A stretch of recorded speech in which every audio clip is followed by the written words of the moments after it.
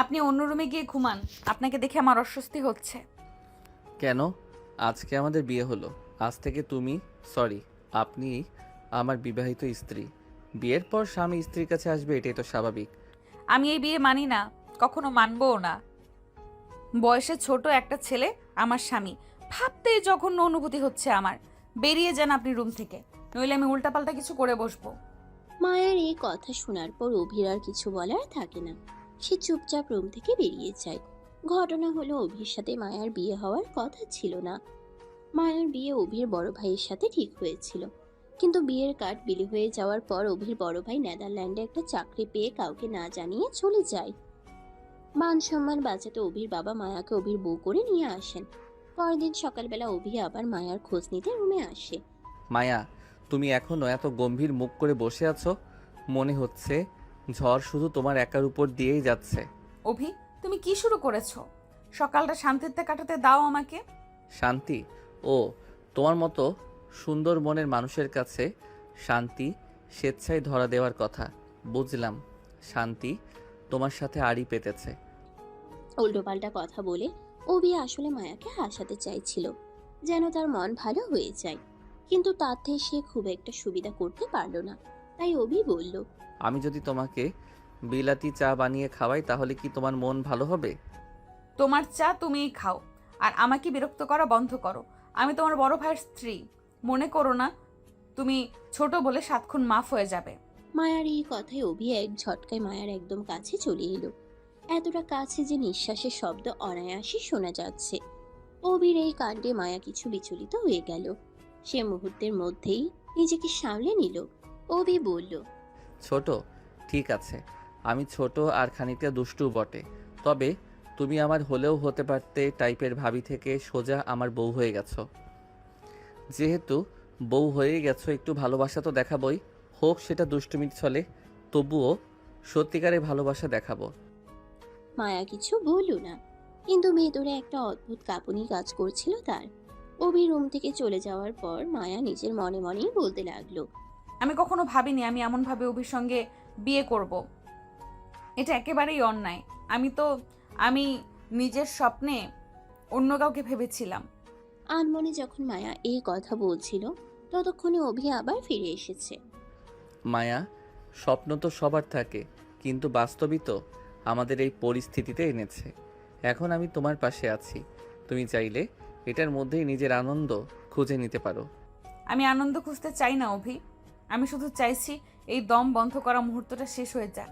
ঠিক আছে, আমি কিছু বলছি না, তবে তুমি জেনে রাখো আমি সব সময় তোমার পাশে আছি, সেটা বদলাবে না। মায়ার অস্বস্তির জায়গা হলো তার আর অভির মধ্যে বয়সের ফারাক। মায়ার বয়স 26 বছর আর অভির 23।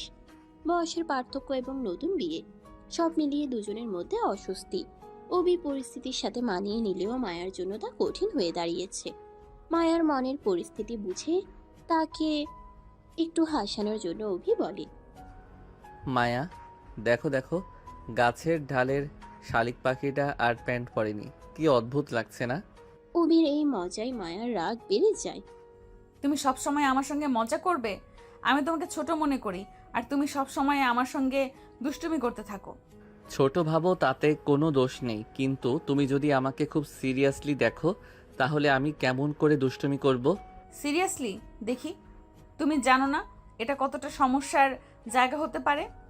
আমাদের পরিবারের আত্মীয়রা, পাড়াপড়শি সবাই আমাদের নিয়ে নানা কথা বলছে। আমি জানি, কিন্তু আমি শুধু তোমাকে ভালো রাখতে চাই, ভালোবাসা দিয়ে আগলে রাখতে চাই মায়া, আর তোমার মুখে হাসি দেখতে চাই, আর বাকি সব সেটা সময় ঠিক করে দেবে। মায়া কিছু বলল না, চোখ নামিয়ে নিল। এক তপ্ত দুপুরে মায়া রান্নাঘরে ব্যস্ত। অভি পেছন থেকে এসে ফিসফিস করে বলল, শোনো, তোমার হাতের রান্না আজ একেবারে প্রেমে পড়ানোর মতো। হঠাৎ অভির আগমনে মায়া হকচকিয়ে উঠে। কি? এমন ভরকে দাও কেন? আমি কাজ করছি, বিরক্ত করো না। না না, সত্যিই বলছি, এই ডাল রান্নার মধ্যে যেন একটা জাদু আছে, মনে হচ্ছে আমি তার প্রেমে পড়ব। অভি, এসব মজা করো না। আমি সত্যি, এসব ভালো লাগে না। ঠিক আছে, তুমি চাও না, তবে আমি প্রতিদিন যদি তোমাকে একটু না হাসাই আমার দিনটা ভালো কাটে না। মায়া চোখ নামিয়ে নীরবতা পালন করে। অভি বুঝলো মায়া এখনো তার মজা ভালোভাবে গ্রহণ করতে পারছে না। বিকেলে অভি মাঠে যায় বন্ধুদের সাথে দেখা করতে। সবাই বসে গল্প করছে। হঠাৎ অভির বন্ধু সোহেল এসে হাজির। সোহেল হেসে বলে, বন্ধু অভি, শুনেছি তুই সিনিয়র বউ বিয়ে করেছিস। বাহ, দারুণ সাহস। সিনিয়র বউ বিয়ে করতে কলিজা লাগে বেটা, যেই কলিজা আমার ছাড়া তোদের কারো নেই। তা বটেই, সিনিয়র বউয়ের তো ওজন বেশি হয়। এমন বউ তোর মতো বডি বিল্ডার ছাড়া কেউ সামলাতে পারবে না। তা কেমন কাটলো সিনিয়র বউয়ের সাথে বাসর রাত? বউ নিশ্চয়ই এক্সপিরিয়েন্স, যেহেতু সিনিয়র বলে কথা। সোহেলের এই কথায় বন্ধু মহলে হাসি রোল পড়ে গেল। কিন্তু অভির মাথা গরম হয়ে যায়। সে সোহেলের নাক বরাবর একটা ঘুষি দিয়েই বসবে এমনটা ভেবেও নিজেকে সামলে নিয়ে বলল, বউ সিনিয়র না জুনিয়র, এক্সপেরিয়েন্সড নাকি নন এক্সপেরিয়েন্সড, এসব চিন্তা না করে বরং মেয়েদের সম্মান করতে শেখ। মনে রাখিস, তোর আমার সবার মা ও মেয়ে। চোখের সামনে তাদেরকে কেউ বাজে কথা বললে রাগ ওঠা স্বাভাবিক। অভির কথায় বন্ধু মহলের হাসি বন্ধ হয়ে গেল। অভি আড্ডা থেকে উঠে সোজা বাড়িতে চলে এলো। রাতে হঠাৎ বৃষ্টি নামে, বিদ্যুৎ চলে যায়। মায়া জানালার পাশে বসে আকাশের দিকে তাকিয়ে থাকে। আবছা আলোয় মায়াকে এত মায়াবী আর আদুরে লাগছে, অভির মনে হচ্ছে একটুখানি ছুঁয়ে দিক। আমার মনে হচ্ছে মায়া বিষয়টা ভালোভাবে নেবে না। সে নিজেকে সামলে মায়ার সান্নিধ্যে এসে চুপচাপ মায়ের দিকে তাকিয়ে থাকে। বেশ কিছুক্ষণ কেটে যাবার পর মায়া অভিকে বলে, কি দেখছো এখানে? জীবনে কখনো মেয়ে মানুষ দেখোনি? দেখেছি, তবে তোমার মতো মায়াবী কাউকে দেখিনি। নিজের সীমানায় থাকো অভি, অতিরিক্ত কিছুই ভালো না। হয়তো, তবে আমি সত্যি তোমাকে ভালোবেসে ফেলেছি। ভালোবাসায় মত্ত হয়ে প্রেমের বীজ রোপণ করেছি। জানি একদিন ফুল ফুটবে আর ফলও ধরবে। আমার থেকে যত দূরে থাকবে ততই তোমার মঙ্গল। মায়া, আমি দূরে থাকতে পারছি না, আর তুমি বা এত দূরে থাকছো কেন? আমি কি এত খারাপ? না, কিন্তু আমি ভয় পাচ্ছি। আমাদের মধ্যে বয়স, অভিজ্ঞতা সবকিছু পার্থক্য তৈরি করছে। ভালোবাসা কি বয়স দেখে আসে? আমি সত্যিই তোমাকে ভালোবাসি মায়া, তুমি কি সেটা মানবে না? আমি আমি জানি না, আমার ভীষণ ভয় করছে। ভয় করবে না, আমরা একে অপরকে বুঝলে সব ঠিক হবে। মায়া চোখ নামিয়ে চুপ করে থাকে। অভি হাত চেপে ধরে ফিসফিস করে বলল, আমি দুষ্টুমি করি, খুঁচি দেই, হাসাই, তবে সব ভেতরে সত্যি ভালোবাসা। মায়া হেসে কণ্ঠ চাপা দিয়ে বলল, অভি, তুমি সত্যিই দুষ্টু স্বামী। আর তুমি আমার সিনিয়র বউ, একদিন সবাই বুঝবে ভালোবাসা বয়স দেখে হয় না। পরের দিন সকালে ঘরের উঠোনে সূর্যের হালকা আলো ছড়িয়ে পড়ে। অভি জানালার পাশে দাঁড়িয়ে মায়াকে দেখছে যে সে উঠানে ভেজা কাপড় শুকাতে দিচ্ছে। মায়া, তুমি কি জানো সকালে তোমার হাসি দেখতে পেলে দিনের শুরুটা একদম আলাদা হয়ে যায়। অভি, তুমি কি আবার সেই কথা বলছো? আমি চাই না সবাই তোমার এই হ্যাংলামি শুনে হাসুক। যারা হাসবে তাদের বলবো আমি তোমাকে নিয়ে খুব সিরিয়াস। তুমি যে আমার সিনিয়র বউ, সেটা আমার জন্য গর্বের বিষয়। সিনিয়র বউ? তুমি জানো বয়সের ফারাক কতটা বড় দেওয়াল তৈরি করছে আমাদের মধ্যে? আমি তোমাকে ছোট মনে করি আর তুমি সবসময় দুষ্টুমি করো। দুষ্টুমি? হ্যাঁ, আমি দুষ্টু, কিন্তু সেই দুষ্টুমিতেই আমার ভালোবাসায় লুকিয়ে আছে। তুমি যদি সেটা বুঝতে পারো তাহলে ভয় বা দেয়াল কিছু থাকবে না। মায়া চুপ থাকে, চোখে এক অদ্ভুত ভাব। মনে হচ্ছে দুষ্টুমি হলেও ভেতরে কিছু সত্যি আছে। বিকেলে পরিবারের সবাই বসে গল্প করছে। অভির মা হেসে বলে, অভি, তুই মায়াকে একটু কম বিরক্ত কর। সে নতুন এসেছে, সারাক্ষণ আঠার মতো বইয়ের পিছু পিছু ঘুরিস কেন? মা, আমি শুধু চাই মায়া আমার দুষ্টুমির ছলে পড়েও একটু হাসি খুশি থাক, পুরনো বিষাদের স্মৃতি ওর মনে না পড়ুক।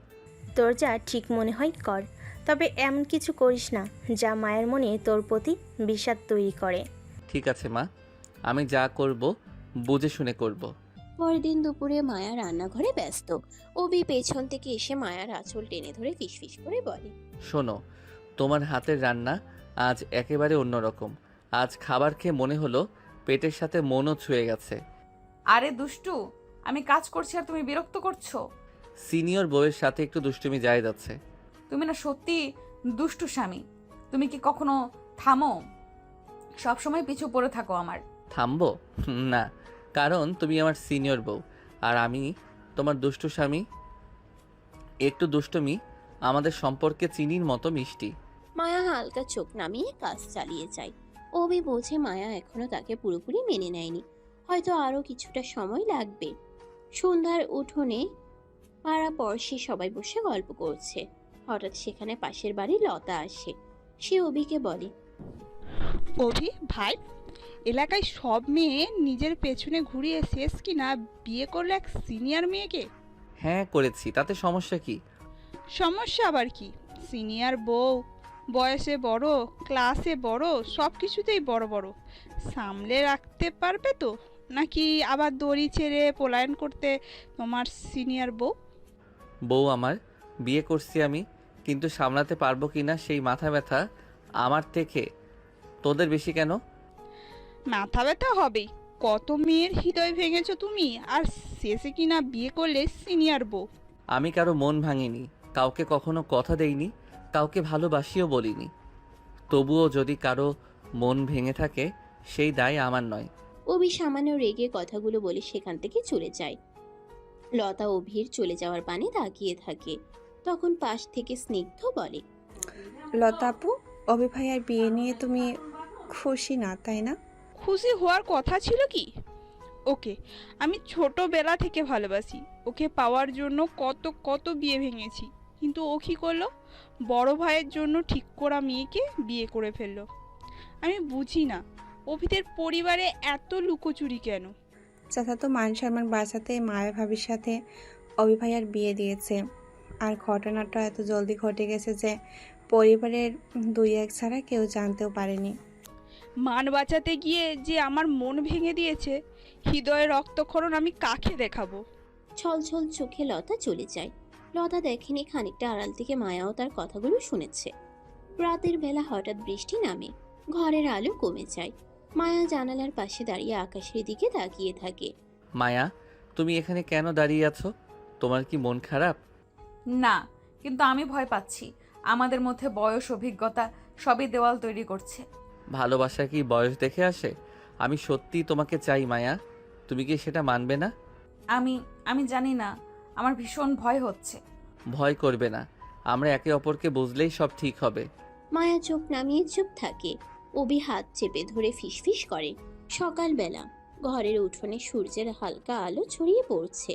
অভি জানালার পাশে দাঁড়িয়ে মায়ার দিকে তাকাচ্ছে।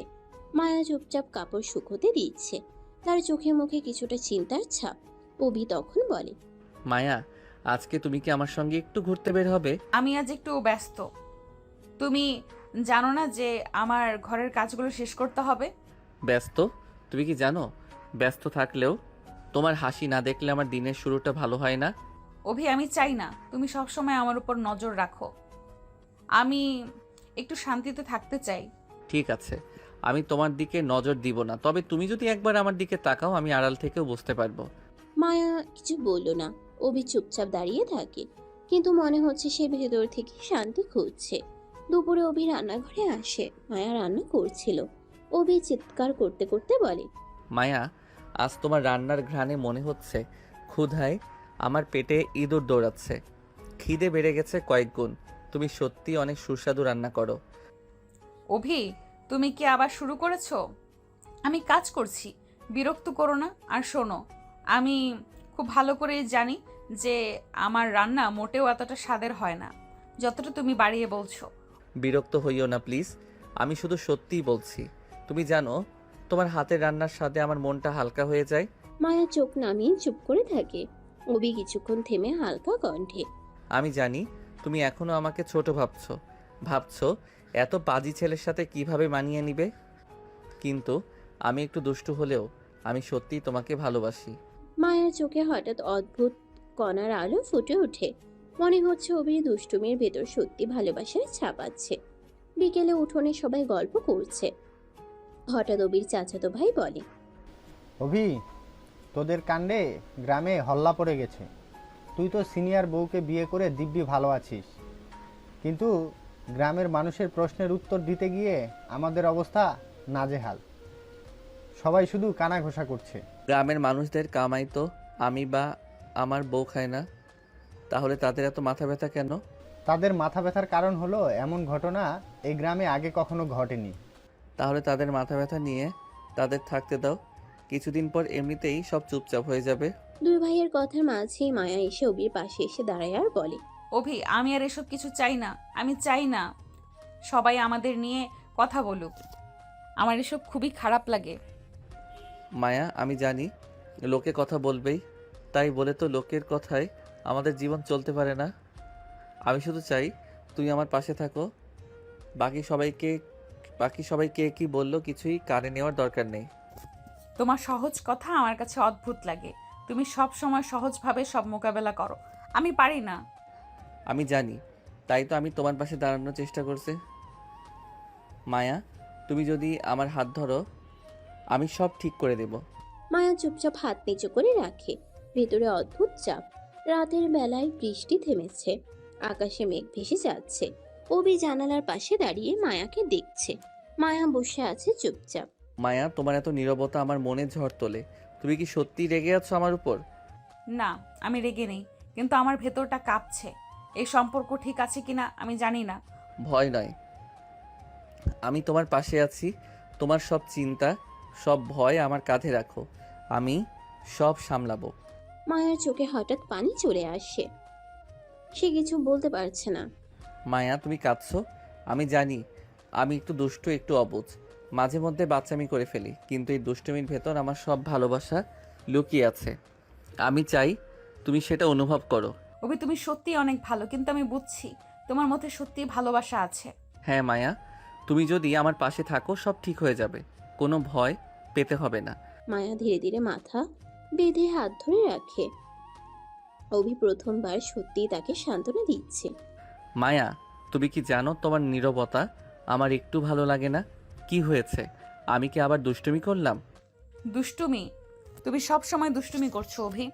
আমি চুপচাপ থাকতে চাই, আর তুমি সব সময় আমার মধ্যে ঢুকে পড়ছো। আমি ঢুকছি না, আমি শুধু চাই তুমি হাসো, কারণ তোমার হাসি ছাড়া আমার দিন অসম্পূর্ণ। মায়া চুপ থাকে। তার ভিতরে এক অদ্ভুত অস্থিরতা কাজ করছে। তুমি জানো, আমি ভেবেছিলাম আমি তোমাকে সহজভাবে মেনে নেব না, কিন্তু কিছু পরিবর্তন ঘটছে। হ্যাঁ, কি পরিবর্তন? আমি আমার মন ধীরে ধীরে তোমার দিকে টানছে। আমি বুঝতে পারছি না কেন। কারণ আমি সত্যিই ভালোবাসি। তুমি যদি বিশ্বাস করো আমি সব ভয় দূরে সরিয়ে দেব, শুধু আমাকে হাত ধরা। মায়া এক মুহূর্ত দাঁড়িয়ে থাকে। ভেতরে কিছুটা শান্তি। সে ধীরে ধীরে তার হাত অবির হাতে রাখে। পরের দিন সকালে পরিবারের সবাই উঠোনে বসে চা খাচ্ছে। হঠাৎ চাচি হাসতে হাসতে বলে, মায়া, তুমি কি বুঝেছো অভি ছোট হলেও তার ভালোবাসা সত্যি? আমি জানি না, তবে তার দুষ্টুমি মাঝে মাঝে আমাকে হাসায়। মাঝে মধ্যে নয়, আমি সব সময় তোমাকে হাসাতে চাই। আমি শুধু তোমার মুখে হাসি চাই, বাকি সবাই কিছু বললে বলুক, সেটা আমার মাথায় নেওয়ার সময় নেই। তুমি দুষ্টু অভি, তবে আমি হয়তো বুঝতে পারছি তুমি সত্যি আমার পাশে থাকতে চাও। বিকেলে অভি মায়াকে নিয়ে উঠোনে হাঁটছে। হালকা হাওয়ায় মায়ার চুল দুলছে। মায়া, তুমি কি জানো তুমি আমার দুষ্টুমির কারণ? তুমি না থাকলে আমি এত হাসতে পারতাম না। হাসি? আমি মনে করি তুমি মাঝে মাঝে খুব বেশি দুষ্টুমি করে ফেলো। হ্যাঁ, করে ফেলি বটে, তবে এটাও আমার ভালোবাসার এক অংশ। তুমি যদি সেটা বুঝতে পারো আমরা আরও কাছে চলে আসব। মায়া চুপ থাকে। অভির চোখে সত্যি ভালোবাসা দেখতে পায়। ধীরে ধীরে তার মন নরম হতে শুরু করে। রাতের বেলা ঘরের জানালা খোলা। হঠাৎ হালকা হাওয়া বয়ে আসে। মায়া জানালার পাশে দাঁড়িয়ে আকাশের দিকে তাকায়। মায়া, তুমি আর কতদিন সত্যি আমাকে দূরে রাখবে? তুমি কি জানো আমি শুধু তোমার কাছে থাকতে চাই, তোমার আবেশ পেতে চাই, তোমার স্পর্শ পেতে চাই, চাই তোমার ভারী নিঃশ্বাস আমার বুকে এসে লাগুক। আমি ভেতরে ভেতরে ভীষণ দ্বন্দ্ব অনুভব করছি। বয়সের ফারাক, পরিবারের কথা সব মিলিয়ে আমি ভয় পাচ্ছি।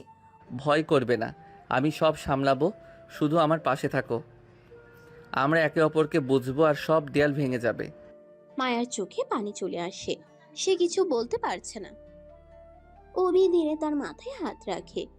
দেখছো, দুষ্টুমি করলেও আমি সবসময় চাই সত্যিকারে এই হাত ধরার মাধ্যমে তুমি আমার ভালোবাসা অনুভব করো। অভি, তোমার দুষ্টুমির ভেতর সত্যি ভালোবাসা আছে, আমি বুঝতে পারছি। তাহলে তুমি আমার পাশে থাকবে, তাই না? মায়া ধীরে হ্যাঁ বলে মাথা নাড়ে। অভি প্রথমবার সত্যিই তাকে সান্ত্বনা দিচ্ছে। তার হাত আরো শক্ত করে ধরে রেখেছে যেন কখনো আলগা না হয়ে যায়। পরদিন সকালে হঠাৎই মায়ের ফুপি আর ফুপাতো ভাই এসে হাজির হয় অভিদের বাড়িতে। অভির বাবা মায়ের সাথে সৌজন্যতা শেষে তারা মায়ার সাথে অভির রুমে এসে বসে। মায়ার ফুপি বলে, হায় হায়, কি পোড়া কপাল আমার ভাতিজির। আমার সুন্দর ভাতিজি এ কেমন সংসারে এসে পড়েছে। ফুপি কি শুরু করলে? চুপ করো। চুপ কেমন করে করবো রে মা? তোর বাপ আমার কথা না শুনেই আগে তোর বিয়ে ঠিক করলো ওই অভির বড় ভাইয়ের সাথে। ওই হতচ্ছাড়া তো আমার ভাতিজির মূল্য বুঝলই না। বিয়ের কার্ড বিলি হয়ে যাবার পর সে পালাইছে। কত বড় হারামজাদা হলে এমন করতে পারে? প্লিজ ফুপি, এসব কথা বলো না, আমার শুনতে ভালো লাগে না। মারে, তোর কপাল দেখে আমার খুবই কষ্ট লাগে। এখন তুই কিভাবে মানিয়ে থাকবি এই বাড়িতে? বয়সে ছোট ছেলের সাথে কিভাবে মানিয়ে নিবি? আমি জানি না ফুপি, আমি কিচ্ছু জানি না। আমার কোনো কিছুই ভালো লাগে না। তোর বাপকে কত করে বললাম মায়াকে আমায় দিয়ে দাও, আমি মায়াকে চোখের মণি করে রাখবো, মেয়ের মতো আদর করে রাখবো, কিন্তু তোর বাপে শুনলো না। ফুপি, এই বাড়ির মানুষ এতটাও খারাপ না। খারাপ ভালোর এখনো কি দেখেছিস মা? যে পরিবার ছেলের মত না নিয়ে বিয়ে ঠিক করে তারা আর কত ভালো আমার জানা আছে। যদি তারা ছেলের মতামতে প্রাধান্য দিত, ছেলের পছন্দ বুঝতো, তাহলে আজকে তোর এই গতি হতো না। বড় ছেলের বদলে ছোট ছেলেকে বিয়ে করে এই বাড়িতে আসতে হতো না। ফুপির এই কথায় মায়া কি বলবে বুঝতে পারছে না। ফুপি মায়ার আরেকটু কাজ ঘেঁষে বসে বলল, শোন মা, তোকে কষ্ট করে এই বাড়িতে মানিয়ে নিতে হবে না। তুই শুধু আমাকে একবার বল, বাকি সব আমি বুঝে নিব। মানে? মানে হলো, তুই যদি রাজি থাকিস তাহলে তোকে আমি এখান থেকে নিয়ে যাব, আর আমার ছেলের বউ করে আমার বাড়িতে মেয়ের মতো আদর করে রাখবো তোকে। তুই শুধু একবার রাজি হয়ে যা। কিন্তু এটা কিভাবে সম্ভব? আমার তো অভির সাথে বিয়ে হয়ে গেছে। তাতে কি, আমি তোকে নিয়ে গিয়ে নিজের বাড়িতে রাখবো। কাজী ডেকে আগে অভির সাথে তোর ডিভোর্স করাবো, তারপর আমার ছেলে তুহিনের সাথে তোর বিয়ে দিয়ে দেবো। এসব কি বলছো? যা বলছি ঠিকই বলছি। তুই শুধু একবার আমার কথায় রাজি হয়ে যা, বাকি সব আমি সামলে নেব। কিন্তু মায়ের কথা শেষ হওয়ার আগেই তুহিন এগিয়ে আসে। সে বলে, কোনো কিন্তু নেই মায়া, আমি সেই ছোটবেলা থেকে পছন্দ করি। তোমার একটা বিয়ে হয়েছে, তুমি তোমার স্বামীর সাথে রাত কাটিয়েছ, তাতে আমার কোনো সমস্যা নেই, আমি সব মেনে নিব। তুহিনের কথায় মায়ের মেজাজ খারাপ হয়ে গেল। সে বলল, তুহিন ভাই সাবধানে কথা বলো। কি সব বাজে কথা বলছো তুমি? বাজে কথা কোথায় বললাম? বিয়ে হয়েছে তোমার স্বামীর সাথে, রাত কাটাতেই পারো, যেহেতু একই রুমে থাকো। তবে আমার এসবে কোনো সমস্যা নেই। কিন্তু আমার সমস্যা আছে। কি সমস্যা? আমার সমস্যা তোমার নিচু মন মানসিকতায়। তুমি ভাবলে কি করে যে আমি অভির সাথে রাত কাটিয়েছি? বাহারে, রাত কাটাতেই পারো, যেহেতু তোমাদের বিয়ে হয়েছে, একই ঘরে একই খাটে থাকছো, তাহলে তো এটা স্বাভাবিক। না, স্বাভাবিক নয়। আমি এখনো অভিকে মেনেই নিতে পারি না। সেখানে এসব করা তো আমি ভাবতেও পারি না। তাহলে তো কোনো সমস্যাই রইলো না। তুমি তো এখনো ভার্জিন আছো, আমি তো নেচে নেচে তোমায় বিয়ে করতে রাজি। কিন্তু আমি রাজি না। তোমার জঘন্য রুচির মানুষকে কখনোই বিয়ে করব না। মায়া, মেয়েদের এত জেদ ভালো না। ভালোই ভালো আমার প্রস্তাবে রাজি হয়ে যাও, নাহলে এর ফল ভালো হবে না। তোমার যা মন চায় করে নাও, আমি রাজি হব না। আহ তুই থাম, এভাবে মেয়েটাকে প্রেশার দিস না। ও নিশ্চয়ই রাজি হবে আর অভিকেও ডিভোর্স দেবে, তাই না রে মা মায়া? মায়া মুখ ঘুরিয়ে নিল। এমন সময় অভিও ঘরের ভেতরে প্রবেশ করে। অভি বলে, কিন্তু ফুপি, মায়া যে কখনোই রাজি হবে না, আর ওকে রাজি হতে দেব না। অভির গলার স্বরে ফুপ্পি, তুহিন, মায়া সকলেই চমকে ওঠে। মায়া বলে উঠে, অভি তুমি? হ্যাঁ আমি।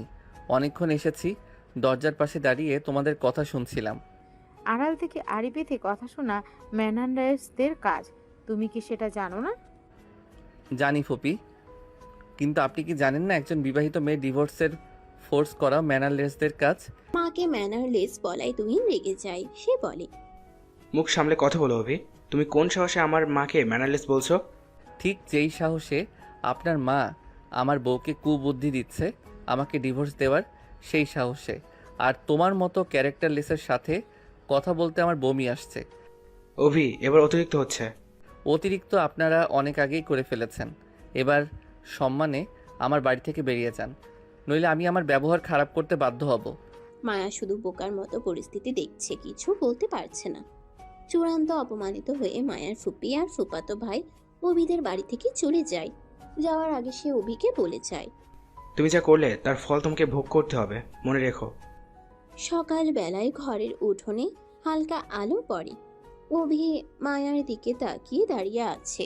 সে হাসি খুঁজছে, কিন্তু মায়া চুপচাপ চোখ নামিয়ে কাপড় মুছছে। মায়া, তুমি কি আজকে হাসছো না? কি হলো, আমি কি কিছু ভুল করেছি? ভুল না, আমি শুধু ভাবছি তুমি হয়তো সব সময় মজা করতে চাও। আমি কি শুধু তোমার বিনোদনের জন্য? কি বলছো মায়া?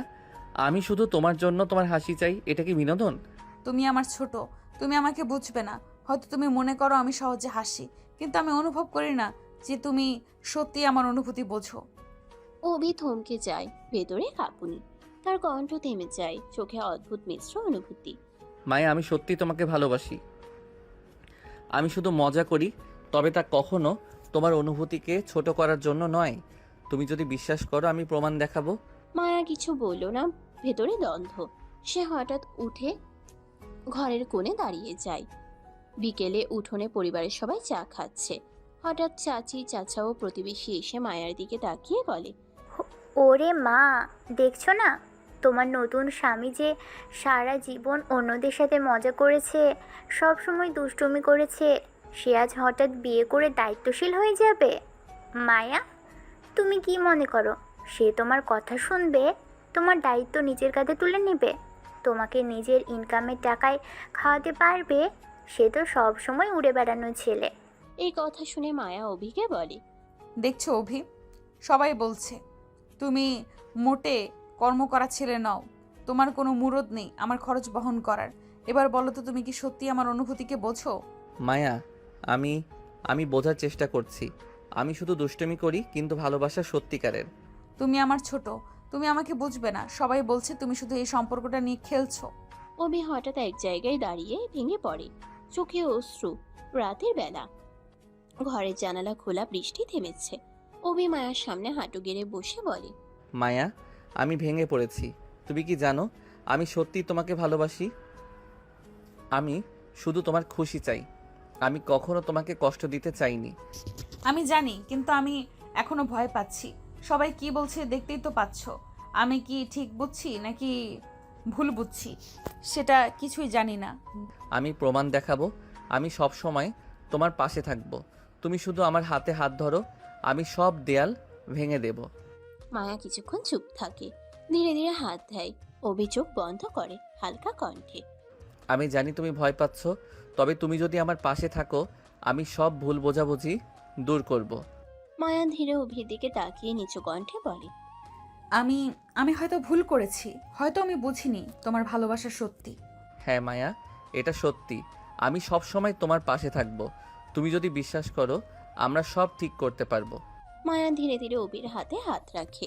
অভি প্রথমবার সত্যি ভেঙে পড়েও প্রমাণ দেখাতে চাচ্ছে তার ভালোবাসা সত্যিকারের।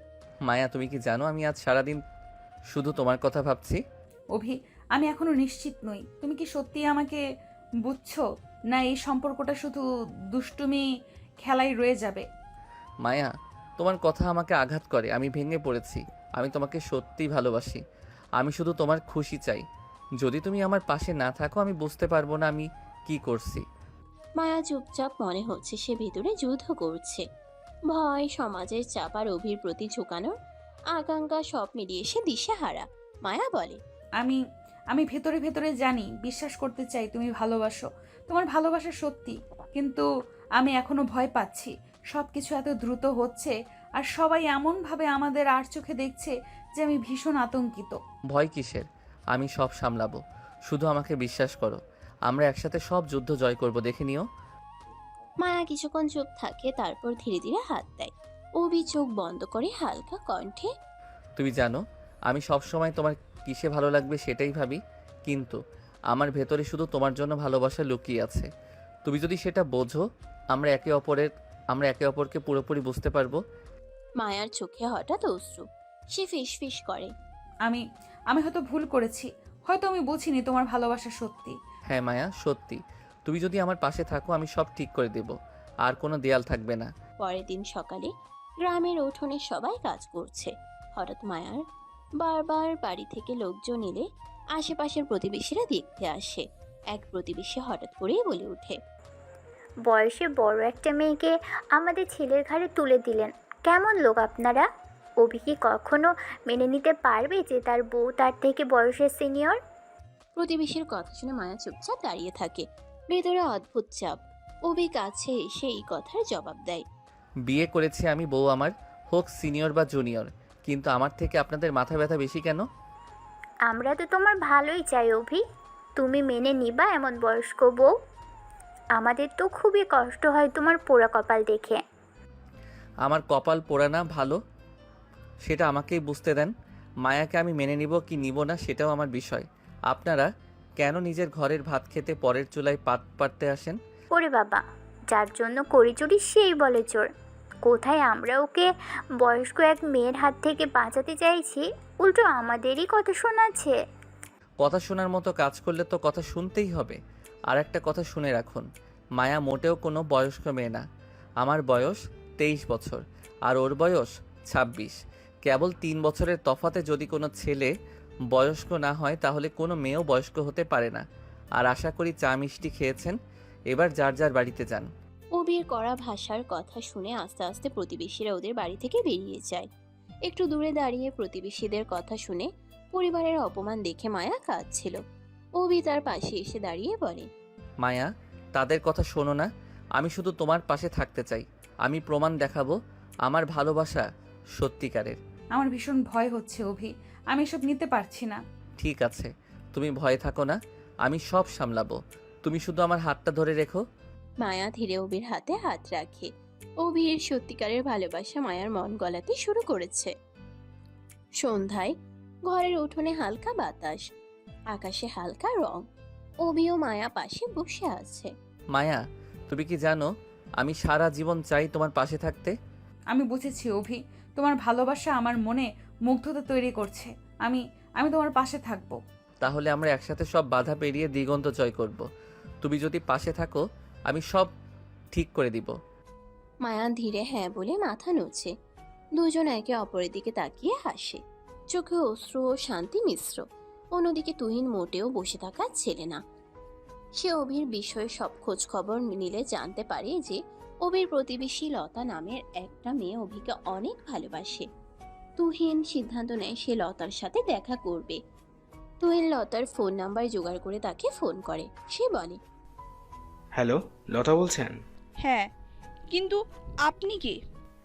আপনি আমাকে চিনবেন না আর আমিও আপনাকে চিনি না, তবে আপনার সাথে আমার জরুরি কথা আছে যার জন্য দেখা করা প্রয়োজন। আপনি আমাকে চেনেন না, আমিও আপনাকে চিনি না, তাহলে কোন সুখে আপনার সাথে দেখা করব শুনি? সুখ না, দুঃখ। দুঃখে দেখা করবেন। কি বলছেন যাতা? যা তা বলছি না, প্লিজ একবার দেখা করুন, সব জানতে পারবেন। আমি অপরিচিত কারোর সাথে কথা বা দেখা করতে স্বাচ্ছন্দ্য বোধ করি না। কিন্তু আমার সাথে আপনার দেখা করতেই হবে।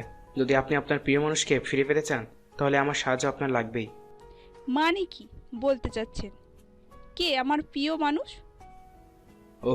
অভিকে পেতে চান তো তাহলে আমার সাথে দেখা করুন।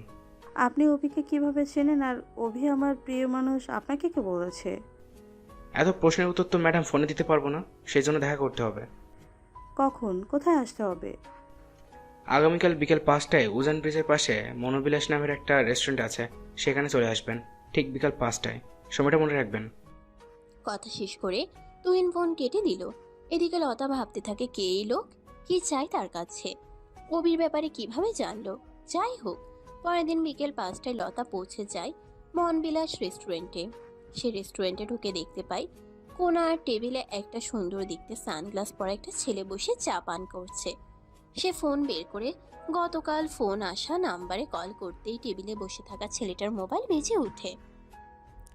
লতা সেদিকে এগিয়ে যায়। লতা বলে, আপনি গতকাল ফোন করেছিলেন?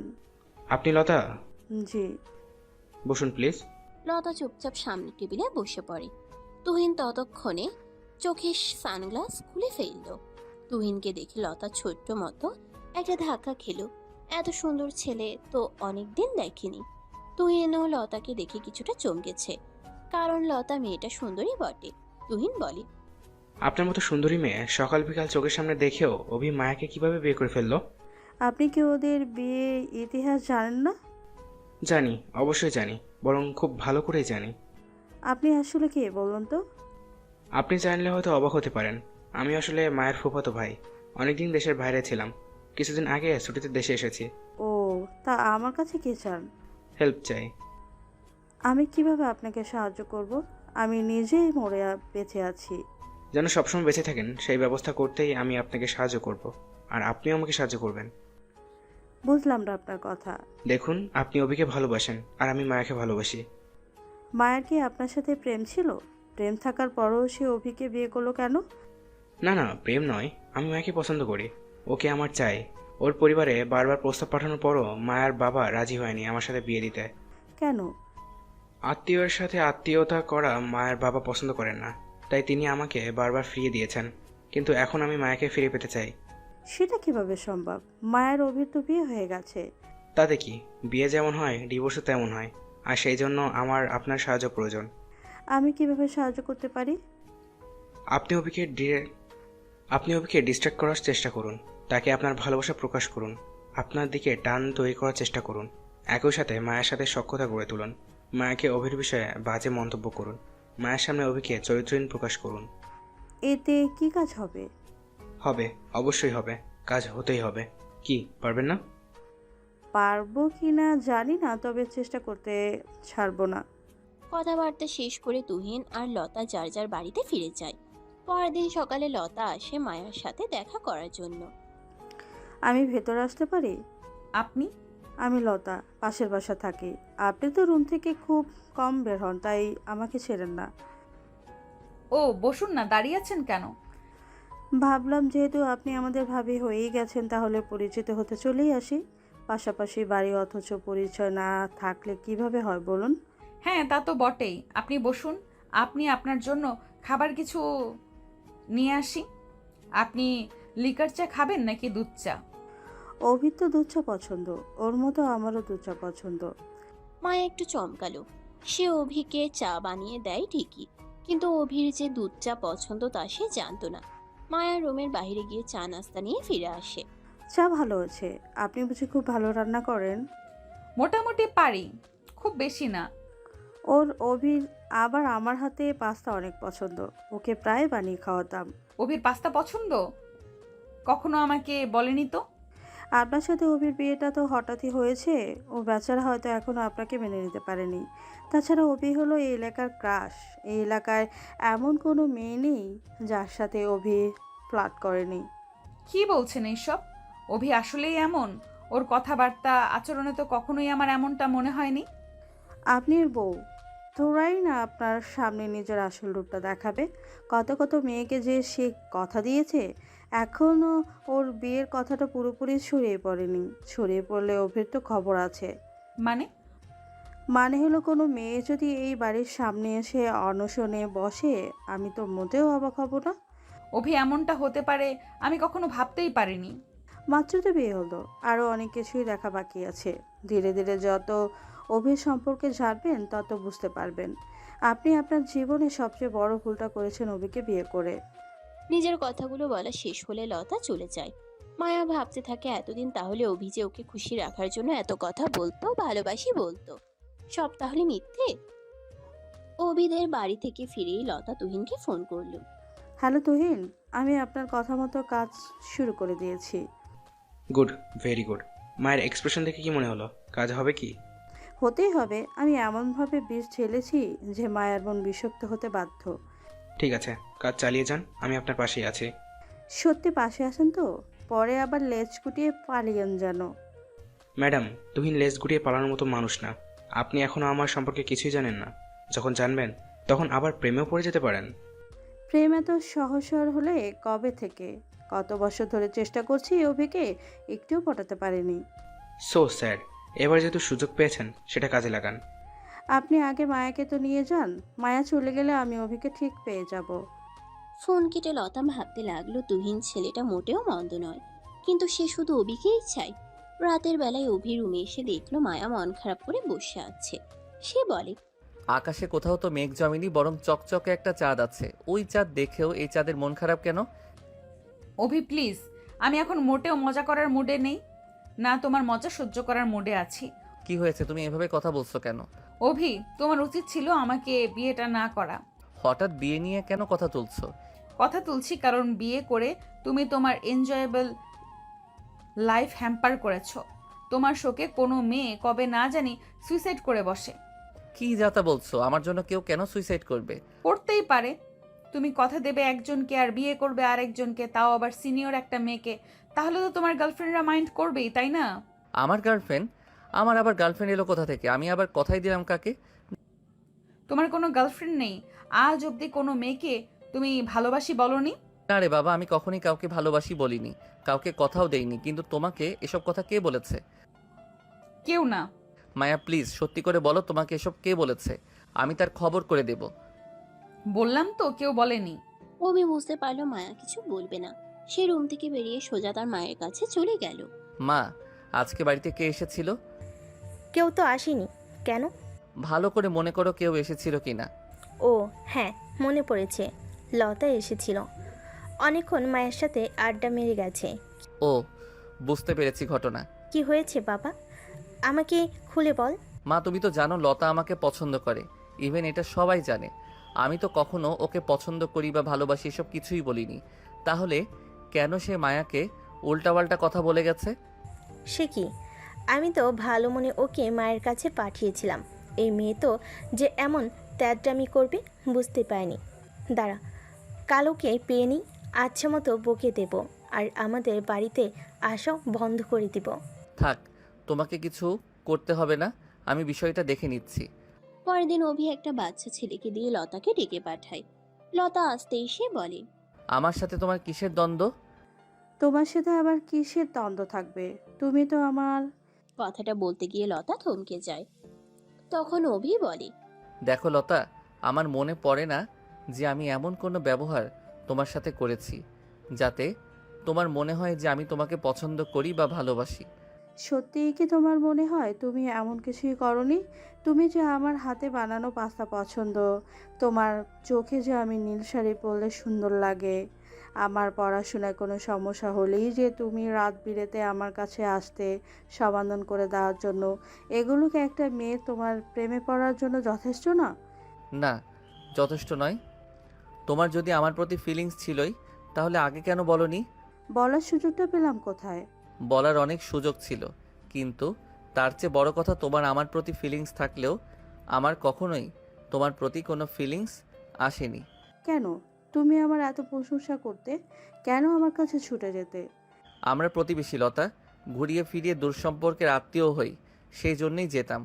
তোমার মাও আমাকে ছেলের মতোই ভালোবাসতেন, তাই যেতাম। তোমার বড় ভাই আমার সমবয়সী, বন্ধু সুলভ, তাই যেতাম। কিন্তু এসবের মাঝে ভালোবাসা কোথায় দেখলে? দেখছি, ভালোবাসা দেখছি, আমার বেহায় মন দেখছে। পারিনি নিজেকে আটকাতে। ভেবেছি তুমি হয়তো আমাকে পছন্দ করো। তোমার যখন সময় হবে তখন আমাকে বলবে যে লতা তোমাকে ভালোবাসি, কিন্তু আর বললে না তো, বিয়ে করে ফেললে। চোখের সামনে আমার পছন্দের মানুষ, প্রিয় মানুষ অন্য কারোর সাথে ঘর করছে, অন্য কারোর সাথে বেড শেয়ার করছে। এসব আমার সহ্য হচ্ছে না, আমি সহ্য করতে পারছি না। সহ্য করতে হবে, যেহেতু আগে কখনো কিছু বলনি তাই সহ্য করতে হবে। তোমার জন্য তো আমি বউ নিয়ে এলাকা ছাড়তে পারবো না, তাই নিজেকে সামলে নাও। আর একটা কথা ভালো করে মাথায় ঢুকিয়ে নাও লতা, তুমি আর কখনো আমার বাড়িতে যাবে না। কখনো না মানে কখনোই না। মায়ার সাথে কোনো ধরনের কথাবার্তা বলারও চেষ্টা করবে না, কথাটা যেন মনে থাকে। অভি চলে যায়। লতা তার চলে যাওয়ার পথে তাকিয়ে থাকে। বুকের ভেতরটা তার হু হু করছে। রাগে দুঃখে শরীর জ্বলে যাচ্ছে তার। বাড়িতে ফিরে এসে তুহিনকে ফোন করে। হ্যালো তুহিন। বলুন লতা, আপনার গলায় এমন সমস্যা কেন? কোনো সমস্যা? অনেক সমস্যা। আপনি যা চাইছেন তো কখনোই সম্ভব নয়। কেন? কারণ অভি রক্ষা কবচের মতো মায়াকে আগলে রেখেছে। কোনো কিছুই ওদের আলাদা করতে পারবে না। অভি দুনিয়া উল্টো পাল্টো হয়ে গেলেও মায়ের হাত কখনো ছাড়বে না। কিন্তু আপনি যে সকালে বললেন কাজ হবে। হতো যদি মায়ার স্বামী অভি না হয়ে অন্য কে হতো। ওটা অভি, সে কখনো নিজের জায়গা ছেড়ে দেয় না, মায়াকেও ছাড়বে না। ওই অভিকে আমি ছাড়বো না। লাভ নেই, তার থেকে বরং নিজেদেরকেই সামলে নেওয়া উচিত। তুহিনের সাথে কথা শেষ করে লতা বিছানায় শুয়ে কান্না করতে থাকে। সকালবেলা ঘরের উঠোনে হালকা আলো। অভি বসে আছে চেয়ারে, হাতে একটা পুরনো নোটবুক। মায়া দূরে রান্নাঘরের পাশে। মায়া, আমি আজকে একটা বড় সিদ্ধান্ত নিয়েছি। আমার স্বপ্ন, আমার কিছু আশা, সব কিছু তোমার জন্য বিসর্জন দিচ্ছি। অভি, তুমি কি বলছো? কেন এমন কিছু করছো? কারণ তুমি আমার কাছে সব। তোমার খুশি ছাড়া আমি সুখী হতে পারি না। আমি চাই তুমি শান্তিতে থাকো, আমি চাই তুমি হাসো। মায়া হঠাৎ থেমে দাঁড়িয়ে যায়, ভিতরে এক অদ্ভুত চাপ। অভি, তুমি কি সত্যি সব কিছু ত্যাগ করেছো? তুমি কি বলছো এটা কত বড় সিদ্ধান্ত? হ্যাঁ আমি জানি, কিন্তু তুমি যদি পাশে না থাকো সব মূল্যহীন মনে হবে। আমি শুধু চাই তুমি আমার পাশে থাকো। মায়ার চোখে অশ্রু, সে চুপচাপ দাঁড়িয়ে আছে। বিকেল বেলা ঘরে মায়া আর অভি একসাথে বসে আছে। আমি বুঝতে পারছি তুমি সত্যিই আমাকে ভালোবাসো। আমি কখনো ভাবিনি কেউ এমন ভাবে আমার জন্য সব বিসর্জন দেবে। হ্যাঁ মায়া, আমি জানি এটা সহজ নয়, তবে যদি তুমি পাশে থাকো আমি সব ঠিক করে দেব। আমাদের ভালোবাসায় যত সব বাধার দেয়াল আছে সব ভেঙে দিতে পারবে। মায়া প্রথমবার সত্যি অনুভব করে ভালোবাসা শুধু শব্দ নয়, এটা আত্মত্যাগ। পরদিন সকালে পরিবারের সবাই একসাথে নাস্তা করছিল, তখন চাচি হেসে, মায়া, তুমি কি দেখেছো অভি সত্যি তোমাকে আগলে রেখে তোমার পাশে থাকার আপ্রাণ চেষ্টা করছে। সে সব কিছু তোমার জন্য করছে। হ্যাঁ, আমি বুঝতে পারছি সে সত্যিই আমাকে ভালোবাসে। তোমরা দুজন এভাবেই সারা জীবন কাছাকাছি পাশাপাশি থেকো। জীবনের ঝড় আসবে, সেই ঝড় কাটিয়ে জীবনের পথগুলো আমাদের পাড়ি দিতে হয়। সকল ঝড় ঝাপটা সয়ে নিয়ে স্বামী স্ত্রী একে অপরের পাশে থাকতে হয়। স্বামী স্ত্রীর বন্ধন আল্লাহর তৈরি একটি বন্ধন। এই বন্ধনকে কখনোই অবহেলা অসম্মান করতে নেই, তাহলে আল্লাহ নারাজ হন। চাচি, আমি চেষ্টা করবো অভিকে মেনে নিতে। আমার সাথে একটু সময় প্রয়োজন। যেহেতু তোমাদের সম্পর্কটা হঠাৎই হয়ে গেছে, কোনো আয়োজন ছাড়াই, আবার তোমরা একে অপরকে বোঝার সময়টুকুও পাওনি, সেহেতু একটু সময় লাগবেই। তবে আমার বিশ্বাস তোমরা একদিন খুব ভালো থাকবে, একে অপরের পরিপূরক হবে। চাচির কথায় মায়া কিছু বলে না। ততক্ষণে সেখানে অভি চলে এসেছে। সে বলে, আপনি চিন্তা করবেন না চাচি, আমি সব সময় মায়ার পাশে ছায়ার মতো আছি, আর আমি সব সময় থাকবো। পরিবারের সবাই দেখে ধীরে ধীরে তারা তাদের সম্পর্কে শান্তি অনুভব করছে। সন্ধ্যায় বৃষ্টি থেমেছে, আকাশে মৃদু আলো। মায়া ও অভি একসাথে চা খাচ্ছে। চায়ের কাপ নামিয়ে মায়া বলে, অভি, আমি তোমাকে হারাতে চাই না। আমি চাই তুমি সব সময় পাশে থাকো। মায়া, আমি কখনো তোমাকে ছাড়বো না। তুমি যদি পাশে থাকো সব ভালোবাসা সত্যি হয়ে যাবে, আমাদের সুন্দর একটা সংসার হবে। মায়া ধীরে ধীরে মাথা নিচু করে, চোখে অশ্রু। অভি তার হাত শক্ত করে ধরে। দুজন একে অপরের দিকে তাকিয়ে হাসে, মন শান্তি আর ভালোবাসায় ভরে। রাতের বেলা অভি মায়া পাশে বসে ঘরের জানালা দিয়ে পূর্ণিমার চাঁদ দেখছে। মায়া তখন বলে, অভি, তুমি কি সত্যি আর ঢাকা যাবে না? না, আর ঢাকায় যাব না। জেলা শহরের কলেজ থেকেই মাস্টার্স করব, তারপর একটা ব্যবসা শুরু করব, আর সব সময় তোমার কাছাকাছি থাকব। তুমি আমার জন্য এত ভালো ক্যারিয়ার ছেড়ে দিবে? দেব, কারণ আমি তোমার জন্য সব করতে পারি। আমি আজ ভাবছি তুমি আমার জন্য কত বড় ত্যাগ করছো। আমি কখনো সত্যিই বুঝিনি তুমি আমার পাশে এভাবে থাকবে। মায়া, আমি সব সময় বলেছি তুমি ছাড়া আমার সুখ অসম্পূর্ণ। তুমি যদি পাশে থাকো আমি সব কিছু করতে পারি। মায়া হাত ধরে অভির দিকে তাকায়। আমি চাই না তুমি কখনো হারিয়ে যাও বা আমাকে ভুল বোঝো। আমি চাই সব সময় আমার পাশে থাকো অভি। আমি তোমাকে সত্যিই ভালোবাসতে শুরু করেছি। সত্যি মায়া, তুমি জানো না আমি আজ কত আনন্দিত। তোমার ভালোবাসা আমাকে ধন্য করেছে। মনে হচ্ছে আমি আনন্দে পাগল হয়ে যাব। মনে হচ্ছে ওই চাঁদটা আমি হাতে পেয়ে গেছি। আমি সব সময় তোমার পাশে থাকবো মায়া, সব সময়, সারা জীবন। জীবনের প্রতিটা মুহূর্ত তুমি হাত বাড়ালেই আমাকে পাবে। মায়া হেসে কণ্ঠ চাপা দিয়ে চোখে পানি, হৃদয় আনন্দে ভরে। পরদিন সকালে অভির মা আসে মায়ার কাছে। মায়া মা, কি করছো? কিছু না আম্মু, এই কাপড় গোছাচ্ছি। মায়া, তুমি শুধু আমাদের ছেলের বউ নও, তুমি আমাদের মেয়ে। আমি জানি আমার আর অভির বিয়েটা আমি জানি তোমার আর অভির বিয়েটা একটা কাকতালীয় ঘটনা, কিন্তু কাকতালীয় হলেও ঘটনাটা যেহেতু ঘটে গেছে আর অভিও তোমাকে মন থেকে মেনে নিয়েছে, আমি চাই তোমরা দুজন সুখে থাকো, ভালো থাকো। আসলে মা হওয়ার কথা ছিল একজনের, বউ হয়ে গেছি আরেকজনের বউ। সিনিয়র হয়ে জুনিয়রকে বিয়ে করতে হয়েছে। আমার মনটা মানিয়ে নিতে একটু সময় নিচ্ছে। তবে আমি শুধু এইটুকু বলতে পারি যে আমি চেষ্টা করছি। আমার বড় ছেলে যা করেছে তাতে লজ্জায় আমার তোমার সামনে মুখ দেখানোর উপায় নেই। এমন শিক্ষা আমি আমার ছেলেদের দেইনি, কিন্তু আমার বড় ছেলে আমার শিক্ষার মান রাখেনি। ওকে আর কখনোই আমি এই বাড়িতে ফিরতে দেব না। যে ছেলের মা বাবা সম্মান, পরিবারের সম্মানের চেয়ে ক্যারিয়ার বড়, সেই ছেলেকে আমি আর কখনোই আমার বাড়ির ত্রিসীমানায় আসতে দেব না। তোমার শ্বশুর আব্বুকে বলবো সব সম্পত্তি অভির নামে লিখে দিতে, যেন আর কখনোই আমার তেদর বড় এই বাড়িতে পা রাখার সাহস না পাই। যে ছেলে নিজের মা বাবার সম্মানের চিন্তা নেই, সে ছেলে মা বাবার সম্পত্তি পাবারও কোনো অধিকার নেই। মায়া কি বলবে বুঝে পায় না। আবার অভির মা বলেন, দেখো মায়া, আমার অভি সবসময় সব পরিস্থিতিতে তোমার পাশে থাকবে। তোমাকে ভালো রাখার জন্য সে সব কিছু করছে। তুমি আমাদের উপর বিশ্বাস রাখো। আমার অভি কখনো তোমার সাথে কোনো অন্যায় হতে দেবে না, আর সে নিজেও কোনো অন্যায় করবে না। অভির মা কথাগুলো বলে চলে গেলেন। মায়া তার চলে যাওয়ার পানে তাকিয়ে থাকে। মায়ার অদ্ভুত লাগে মাঝে মধ্যে যে এত ভালো একটা পরিবার, দুটি ছেলের জন্ম, একজন অনেক ভালো তো আরেকজন আস্ত একটা শয়তান।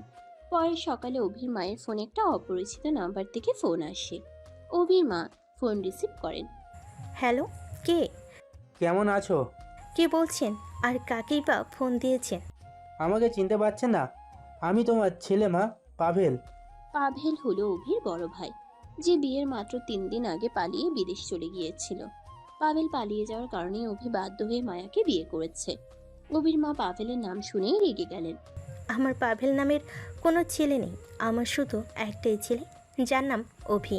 মা, তুমি প্লিজ আমার ওপর রাগ করো না, আমার সাথে একটু ভালোভাবে কথা বলো। আমি অপরিচিত কারোর সাথে কথা বলি না। আমি তোমার সন্তান, তোমার বড় ছেলে পাভেল। বললাম তো, আমার পাভেল নামে কোনো ছেলে নেই, আমার একটাই ছেলে অভি। যে ছেলে বাবা মায়ের নাক কেটে মান সম্মান নষ্ট করে, সমাজের কাছে ছোট করে পালিয়ে যায়, সে অন্তত আমার সন্তান হতে পারে না। পিঠ দেখিয়ে পালিয়ে যাওয়ার শিক্ষা আমি অন্তত আমার সন্তানদের দিইনি। মা প্লিজ একটু বোঝার চেষ্টা করো, আমার কাছে আর কোনো উপায় ছিল না। এত ভালো অফার হাতছাড়া করলে আমার ক্যারিয়ার নষ্ট হয়ে যেত। আর তোর জন্য যে আমার ছোট ছেলের জীবন নষ্ট হলো, তার বেলায় আমার ছোট্ট ছেলেটা বাবা মায়ের সম্মানের কথা ভেবে নিজে থেকে 3 বছরের বড় মেয়েকে বিয়ে করতে বাধ্য হলো। সিনিয়র বউ নিয়ে আমার ছেলেটাকে সংসার করতে হচ্ছে। দুজনের মধ্যে বয়সের যেমন ফারাক, মনের ঠিক ততটাই ফারাক। আমার ছোট্ট ছেলেটার ক্যারিয়ার শেষ হয়ে গেছে, তার এখন গ্রামে পড়ে থাকতে হচ্ছে, আর তুই নিজের ক্যারিয়ারের কথা বলছিস? তোর লজ্জা করে না? আমাকে মাফ করে দাও মা, আমি ভুল করেছি তোমাদের কষ্ট দিয়ে। আরে, তোর যদি বিয়ে নাই করার থাকতো তাহলে আমাদেরকে আগেই বলে দিতি, তাহলে তো ওই মেয়েটার পরিবারে মুখ পড়তো না, আর আমাদের পরিবারের সম্মানও বেঁচে যেত। তুই নিজ হাতে সব নষ্ট করেছিস। মা প্লিজ মাফ করে দাও, ভুল হয়ে গেছে। কিছু কিছু ভুল কখনো শোধরানোর যায় না পাভেল, এই ভুলটাও শোধরানো যাবে না। তুই আর কখনো আমাকে ফোন করবি না। আমার জন্য, আমার স্বামীর জন্য তুই মৃত। ফোন কেটে দিলেন অভির মা। মায়াকে তিনি অভির পাশে অনেক কষ্টে মেনে নিয়েছেন। এখন তিনি চান না পাভেল আবার ফিরে আসুক। রান্নাঘরে ধোঁয়া উঠছে। মায়া সকালে সবাইকে নাস্তা খাইয়ে নিজে চুলোর সামনে বসে শাক করছিল। চোখে লালচে ক্লান্তি, মুখে ফ্যাকাশে ভাব। অভি ঘরে ঢুকতেই লক্ষ্য করলো মায়ার শরীর ভারসাম্য হারাচ্ছে। এই মায়া, দাঁড়াও দাঁড়াও, কি হলো? তুমি তো কাঁপছো। না, কিছু না, মাথাটা একটু ঘুরছে। তুমি অযথা ভয় পাচ্ছ। এটা কি তুমি অযথা বলছো? তোমার মুখটা আয়নায় দেখেছো? একদম ফ্যাকাশে। অভি তাড়াতাড়ি গ্লাসে পানি এনে মায়ের হাতে দিল। মায়া পানি খেয়ে বলে, আমি ঠিক আছি অভি, শুধু একটু ক্লান্তি ছাড়া আর কিছু না। ক্লান্তি? সকাল থেকে এক ফোঁটা খাবার না খেয়ে তুমি কাজ করছো, কখনো নিজের কথা ভাবো? তোমরা সবাই খেয়ে নিয়েছো? আমার আর কি দরকার? অভির বুক মোচড় দিয়ে উঠল। সে কাছে গিয়ে নিচু স্বরে বলল, শোনো, তুমি যদি নিজেকে শেষ করে ফেলো আমি বাঁচবো কি দিয়ে? অভি, কথা শেষ হওয়ার আগেই মায়া ঢলে পড়ল। অভি চিৎকার করে সবাইকে ডাকতে লাগলো। মা, বাবা, কেউ আসো, মায়া অজ্ঞান হয়ে গেছে।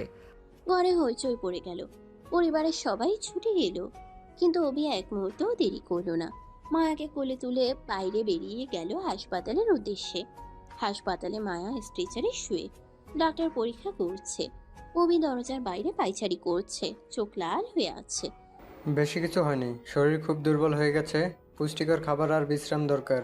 আমি কতবার বলেছি ওকে কাজ কম করতে, খাবার ঠিক মতো খেতে।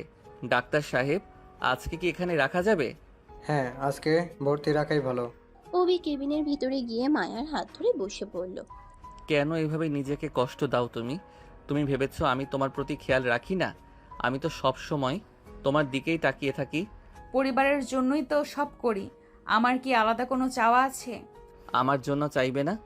তুমি কি জানো না তুমি ছাড়া আমি অর্ধেক মানুষও নই? মায়া তাকিয়ে থাকলো, কোনো উত্তর দিল না। চোখ ভিজে উঠল। রাত 9টা বাজে। অভির মোবাইল বারবার বেজে উঠছে। বন্ধুদের কল। আজ এলাকায় একটি সাংস্কৃতিক অনুষ্ঠানে অভির গান গাওয়ার কথা। তার জন্যই পুরো প্রোগ্রামের হাইপ তৈরি হয়েছিল। অভি, তুই আসছিস না? তুই ছাড়া গানটা অসম্ভব। পুরো মাঠ ভর্তি দর্শক, সবাই তোকে চায়। আমার জায়গা আজ এখানে। মায়া অসুস্থ, ওর পাশে না থাকলে আমি নিজেকেই বিশ্বাসঘাতক মনে করব। তোমরা সামলাও। ফোন কেটে অভি মায়ার দিকে তাকালো। আমার স্বপ্ন পরেও পূরণ হতে পারে, কিন্তু মায়া তুমি একটাই। মায়া আধো ঘুমে চোখ খুলল। অভিকে বসে থাকতে দেখে অবাক হলো। তুমি অনুষ্ঠানে গেলে না কেন? আমি জানি এটা তোমার স্বপ্ন। স্বপ্ন তো পরে ধরা দিবে, কিন্তু তুমি যদি না থাকো স্বপ্নকে কে দেখে? মায়ার চোখ ভিজে উঠল। তুমি কেন এত ভালো অভি? আমি সব সময় ভেবেছি তুমি শুধু দুষ্টুমি করো, আমাকে বিরক্ত করো, অথচ আজ তোমার ভেতরের মানুষকে দেখলাম। আমি ভুল ছিলাম। ভুল শুদ্ধ যাই হোক, আমি সব সময় তোমার হব। হাসপাতালে রাত নিস্তব্ধ। করিডোরের আলো ম্লান। অভি চেয়ারে বসে মায়ের হাত ধরে মাথা টেবিলে রেখে ঘুমিয়ে পড়েছে। মায়া উঠে বসে তার কপালে হাত রাখলো। তুমি আমার ছোট নও অভি, তুমি আমার ভরসা। আমি তোমাকে হারাতে চাই না। আমি আছি মায়া, সব সময়। মায়ের চোখ থেকে টুক করে অশ্রু গড়িয়ে পড়ল অভির হাতে। পরে সকাল, ডাক্তার এসে দেখে বলল, রোগীর অবস্থা অনেকটা ভালো, শুধু বিশ্রাম দরকার। কয়েকদিন বিশেষ যত্ন নিলে সব ঠিক হয়ে যাবে। চিন্তা করবেন না ডাক্তার সাহেব, আমি নিজেই দেখব। মায়া অভির দিকে তাকালো, এমন দৃষ্টিতে যেটা আগে কখনো দেয়নি। মমতা, কৃতজ্ঞতা আর অজানা টান। অভি, ধন্যবাদ। ধন্যবাদ নয়, তোমার হাসি আমার পুরস্কার। হাসপাতাল থেকে ছাড়ার সময় অভি মায়ার হাত ধরে হাঁটছিল। মায়া হঠাৎ থেমে গেল। শোনো অভি, আমি জানি সমাজ কি বলবে, পরিবার কি ভাববে, কিন্তু আমি আর তোমাকে হারাতে চাই না। মায়া, তুমি তুমি আমার দুষ্টু স্বামী, কিন্তু আমার জীবনের সবচেয়ে বড় আশ্রয় তুমি। এই কথা শুনে আমি হাজার স্বপ্ন ছেড়ে দিতে রাজি। তারা দুজনেই হাসপাতালের দরজা পেরিয়ে নতুন আলোর পথে পা রাখলো। এক মিষ্টি বিকেলে হঠাৎ করেই তুহিন তার পরিবার নিয়ে লতাদের বাড়িতে হাজির। লতা আর তার পরিবার খানিকটা চমকে গেছে হঠাৎ আসা মেহমান দেখে। লতার পরিবার মেহমান আপ্যায়নে ব্যস্ত হয়ে যায়। তুহিনের বাবা লতার বাবাকে বলে, ভাই সাহেব, ব্যস্ত হবেন না। আমি বুঝতে পারছি যে আমরা হঠাৎ এসে আপনাদেরকে বিপদে ফেলছি, কিন্তু বিশ্বাস করুন এটা ছাড়া আর আমাদের কোনো উপায় ছিল না। অনেকটা ছেলের জোড়াজুড়িতে আমরা হঠাৎ চলে এলাম। সমস্যা নেই ভাই সাহেব, মেহমান হলো নিয়ামত, আপনারা আসাতে আমরা খুশি হয়েছি। ভাই সাহেব, আমি সোজা কথার মানুষ, তাই সোজাসুজি বলি। আমাদের ছেলে তুহিন সৌদি আরব থাকে, মোটামুটি ভালোই কামায়। অনেক দিন ধরেই আমরা ছেলের জন্য একটা লক্ষ্মীমন্ত্র মেয়ে খুঁজছিলাম। ছেলেই আপনাদের মেয়ে লতার কথা বলল।